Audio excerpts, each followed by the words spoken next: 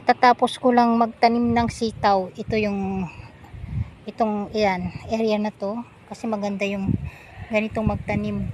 Yan. Yan. Tapos yung part na ito, pwede mo pa siyang tamnan ng hindi tamnan ng okra, something like that. Okra, pechay. So yan. Yan. So nakatanim ako ng yan. Yan. So after 3 days, tignan natin yung mga mga sitaw. Yan. Sa ganitong panahon, so yung pagpatak na ng April,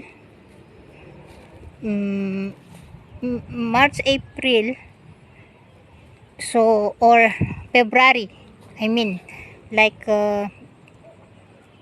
February, March, April, hindi magandang tanim pala itanim ang mustasa at pechay. So yung sitaw, maganda ang tubo niya ngayon. So yun ang dadamihan ko. Yan. Tapos lang silang space kapag yung yan na, yung yan. Yan. Ganyan siya. So thanks God ako. Yan. Kasi yung mga pechay ngayon, pangit ang pagkatubo niya ngayon. So hindi ganun katulad ng dati. Ito naman, ito yung mga ginagawa kong binhi. Hanggang ngayon hindi pa namumulaklak.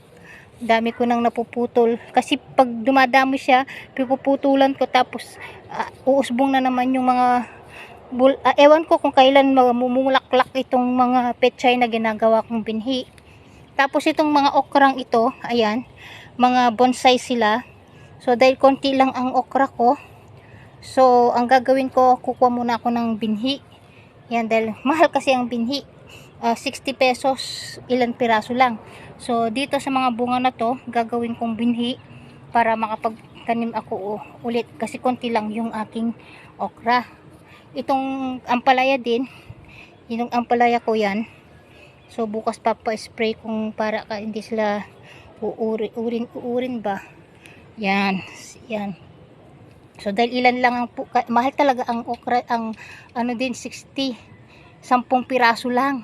Tapos yung 10 na yun, yung iba hindi maganda ang seed. Yan. So thanks God, nakapagpatubo pa rin ako. 1 2 3 4 5 6 7 8 9 10 11 12, kasi dalawang pack ang aking binili. So yun, nakapagpatubo ako ng 12. Thanks God. So yan, nag-aano na, mga namumunga na. Yan, ko muna, igagawin ko muna ng binhi. Yan. So is what maganda kasi yan, natapos ko na yung pagdidilig. Maganda yung tapos ko na yung pagdidilig.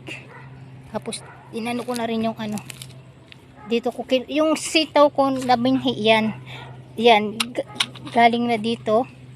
Yan, galing na dyan sa mga bunga na yan. Yan yung bunga na yan, nakapagbinhi na ako galing dito. So nakapitas na ako dito. Yan, nakapitas na ako dyan isang araw. So thanks God. Meron din pala akong dito. Ayan, mga bagong sitaw yan. Yung iba, yan, ito yung ko rin dito, yan. Kasi yan, mga ampalaya, mga bago yan. So yan. Nung isang araw, pinalinis ko lang. Mabilis dapat once a week inaalisan ng damo, yan.